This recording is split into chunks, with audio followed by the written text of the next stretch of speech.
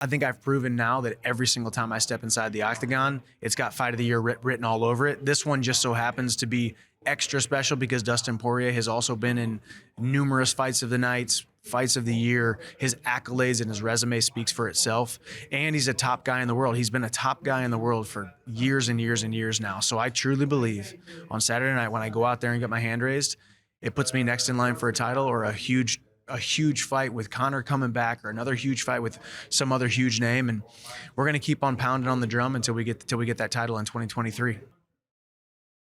Michael Chandler, so good to talk to you. But before we kick off this interview, have you been working on your English accent for us? Because when we spoke backstage after your Tony Ferguson win, you were talking about points. Going to have a point afterwards. Yeah, I was going to go have a point with, and then people were like, "What point?" I'm like, "I swear that's how you guys say it. They go have a point." But no, I haven't been working on it too much. Sorry. It's a pint, but it was we did You actually say make pint? a whole pint. You say pint? Pint. I swear it sounds like point. We made a whole video on that, just so you know. That's good. I love it.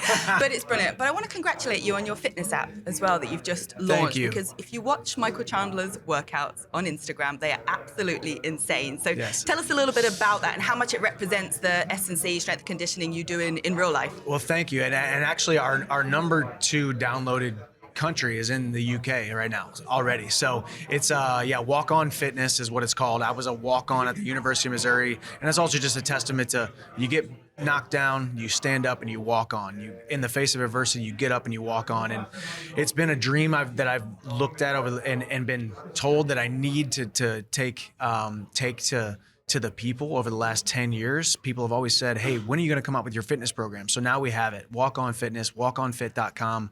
It's available right now on Android. We'll be on the App Store for iPhones very soon. All of our fitness programs, diet, nutrition, mindset, and even right now I have Conor with me.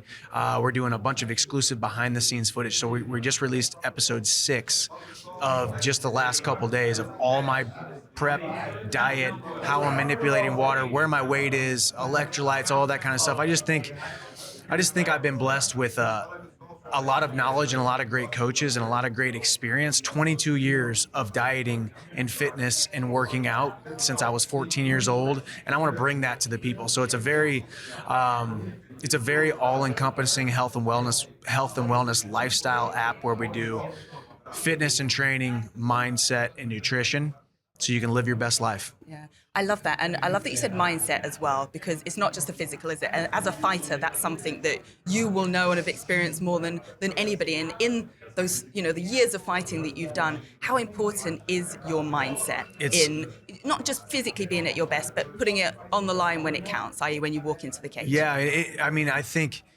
mindset is the most important thing that we can possibly focus on. As a fighter, we think, okay, well, we got to work on the body. You got to get faster, bigger, stronger, leaner.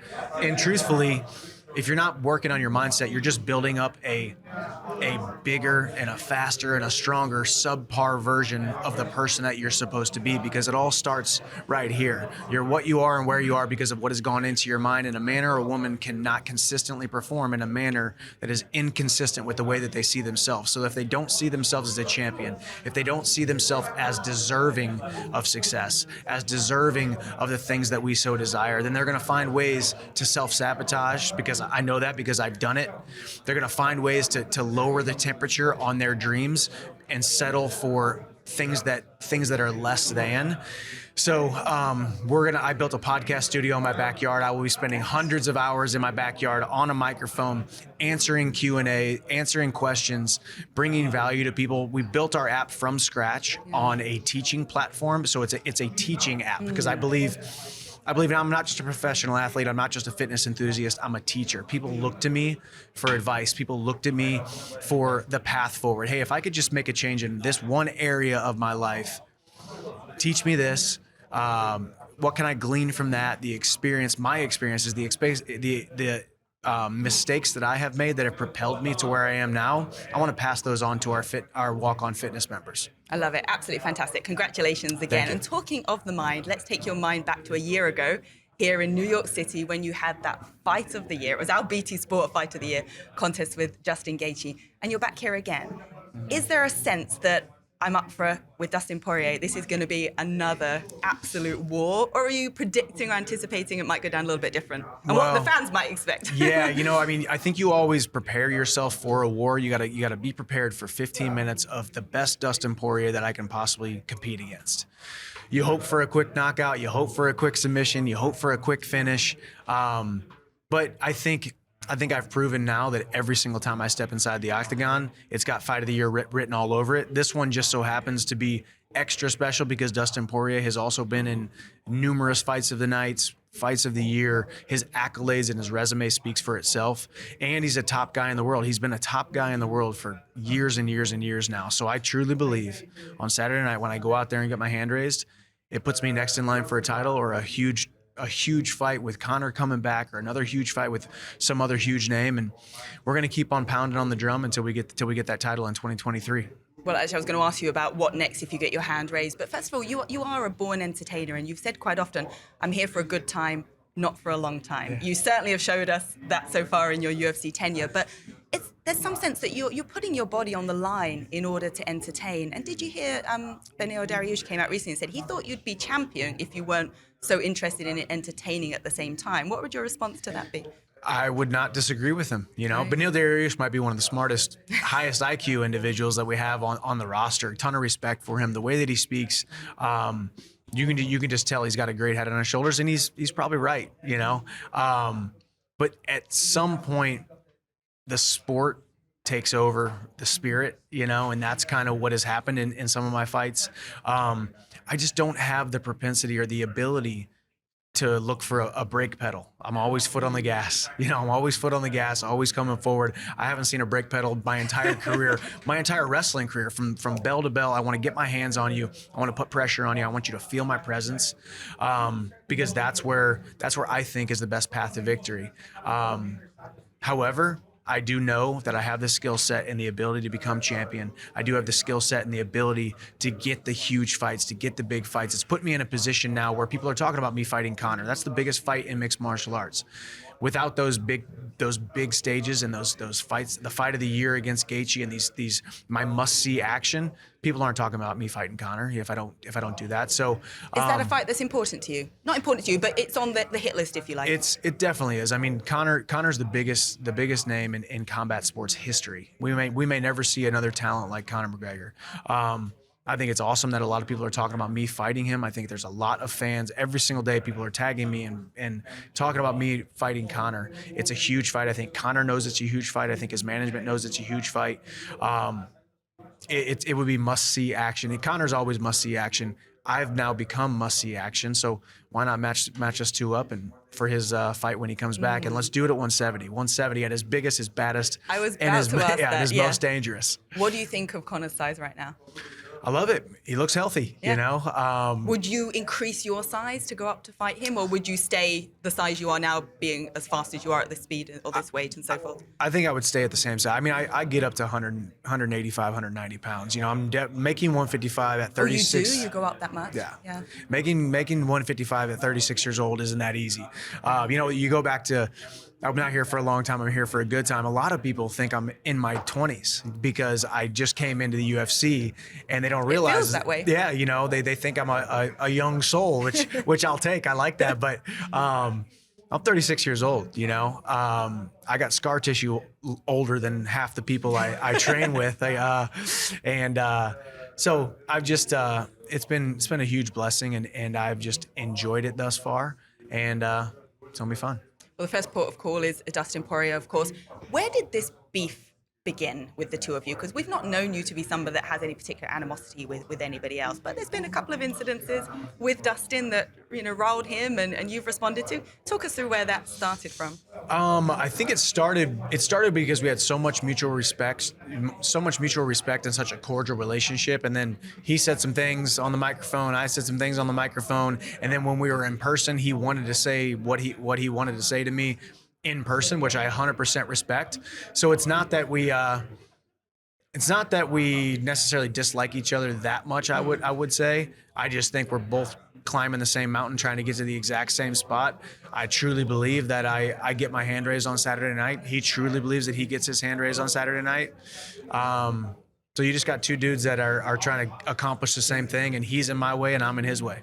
It was more the fact you didn't say anything about him Yeah, that on the too. mic. Well, and I was that was true. I stand firm on the fact that at that point he was talking about fighting Nate Diaz. He was talking about maybe retiring. He was talking about never making 155 again. So I think I kind of put him out of my mind for that second. And no disrespect to Dustin Poirier. When you talk about lightweights, his name should definitely be in the mix. So I meant no disrespect by it. It was just we're all victim of time and circumstance at some point, you know? Absolutely. Now, there is a new champion of the lightweight division in Islam Makhachev. Firstly, what did you think of his performance against Charles? It was absolutely awesome. It was dominant. I stand corrected that he is exactly who he said he was. He finished Charles. I will stand firm that I still thought at that time he hadn't fought a top 5 guy. So, but now he fought the number 1 guy in the world and beat him.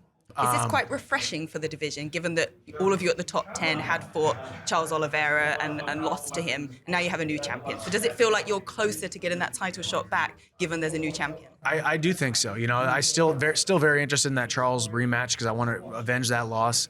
But I do think I'm the best wrestler in the division. I do think that my wrestling would match Islam's. I think he's not going to be able to take me down. Well, Chael Sonnen came out and said exactly that. He said, you're the one guy that he doesn't believe Islam could take down. That must feel good to hear that from Chael. It does feel good, and it's good to hear that the UFC might be pumping the brakes on Islam versus Volkanovski. Nothing against Volkanovski. Love Volkanovski.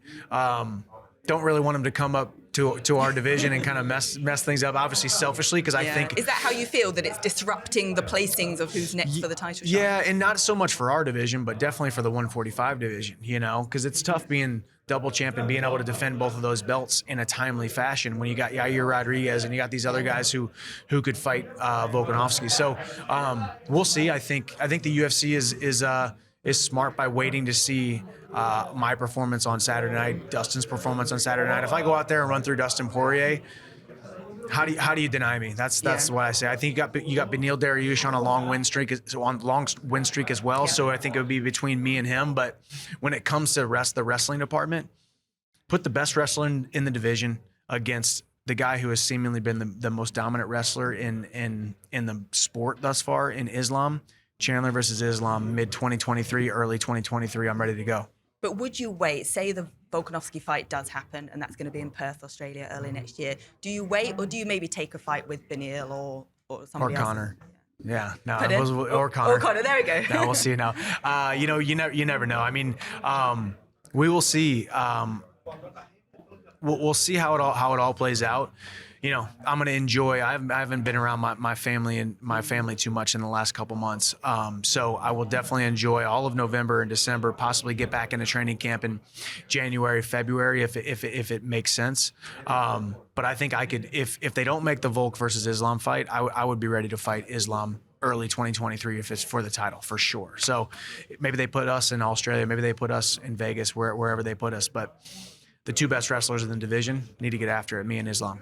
Okay, I wanted to ask you lastly about your family as well. Obviously, your son Hap was front row watching you last time out against Tony Ferguson for the first time. Yeah. And is he going to be here again this time, or was it too much? He's not. Yeah, he's such an amazing blessing. But yeah, it was a lot. It was definitely a lot of pressure.